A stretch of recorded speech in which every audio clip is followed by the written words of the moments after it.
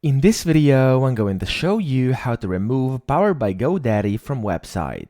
So over here, you first have to sign in to your GoDaddy account.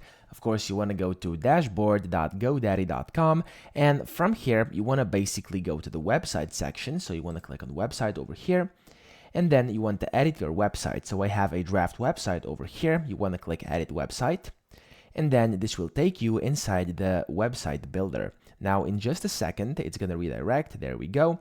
And from here, what you actually have to do is first scroll to the very bottom where there's the Powered by GoDaddy sign or label. So you want to go to the very bottom. I'm going to scroll down like this. There we go. And as you can see, it's Powered by GoDaddy over here. That's what it says. Now you want to remove this.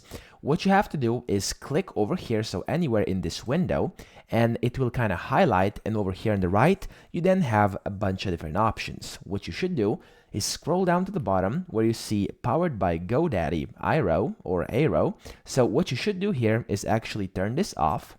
There we go, and as you can see, this kind of changed a bit, and now that it changed, you can then select to alter the footer note. And the way you can do this is just basically go into this window and delete whatever it says in here.